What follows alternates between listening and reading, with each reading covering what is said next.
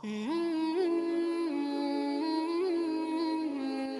اللہ الرحمن الرحیم۔ ناظرین، ان زلزلوں سے بالکل نہیں گھبرانا۔ جہاں 2 سال کے بچے اور بچیوں سے زنا ہوتا ہو، کتے، گدھے اور مینڈک عوام کھا رہی ہو، ملک 72 سال سے سود پر چل رہا ہو، گلی گلی میں چکلا کھلا ہوا ہو، زکوٰۃ اور ملکی خزانہ کو ماں باپ کا مال سمجھا جائے، عورتیں آدھی ننگی بازاروں میں پھریں، شراب کے لائسنس جاری ہو رہے ہوں، جہاد فی سبیل اللہ سے منہ موڑ لیا گیا ہو، لال مرچوں میں لکڑی کا بورا ملا کر بیچا جائے، مرغی کی انتریوں سے کوکنگ آئل بنتا ہو، دودھ میں بال صفا پاؤڈر ڈال کر بیچا جائے، رشوت کے بغیر کوئی کام نہ ہوتا ہو، کشمیری ماؤں بہنوں کو سرے بازار گھسیٹا جائے، تو اللہ پاک کا یہی احسان بہت سمجھو کہ ملک پاکستان کو آسمان کی بلندی پر لے جا کر الٹا کر کے زمین پر نہیں پٹخ دیا۔ زلزلے معمولی کیس ہیں، بڑے عذاب کا انتظار کرو۔ حضرت محمد صلی اللہ علیہ وسلم سے پہلے پیغمبروں کی امت پر آنے والے عذاب کی تفصیلات پڑھو۔